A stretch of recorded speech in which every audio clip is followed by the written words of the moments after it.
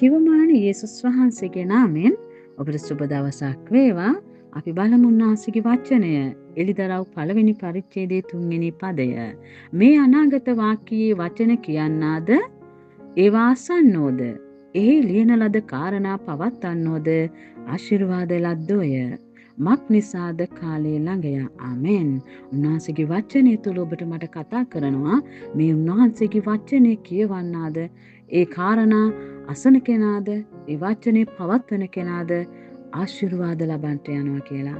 ඉතින් ඔබට යම් තැනක ආශිර්වාදයේ අඩුවක් තිබෙනවා නම් ඔබ රෑ දහවල් උන්වහන්සේගේ වචනය මෙනෙහි කරන්න ගන්න. වචනේ කියවන්න ගන්න. මේ වචනය ඔබ මම කියවනකොට ඒ වචනය ඔබට මට ආලෝකමත් වෙන්න යනවා. ඒ ආලෝකමත් වීම තුළ ඔබගේ මගේ දුර්වල අඩුපාඩු තැන් වචනය තුළ පෙන්වමින් අපිව ඒව හදමින් අපේ ජීවිතය තුළ ඔබව මාව දේව රාජ්‍යයට අනගි භාජන බවට අනගි වස්තු බවට උන්වහන්සේ පත් කරන්නට යනවා. ඉතින් එකිනෙකාට ඔබව මාවේ තුළ ආශිර්වාදයක් වෙන්න යනවා.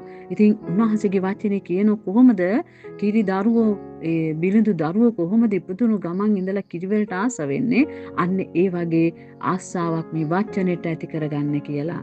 ඉතින් මේ වචනේ ඔබ මම කියවනකොට ඔබට මට උන්වහන්සේගේ ආශිර්වාදය ගලා එන්න යනවා. ඒ වගේම තමයි වචනය රෑදාවල් මෙනෙහි කරනකොට උන්වහන්සේගේ ආශිර්වාදය ගලා එන්න යනවා. ඔබගේ මගේ සිත නැමැති ඇස විවුර්ත වෙන්න යනවා වචනේ කියවනකොට.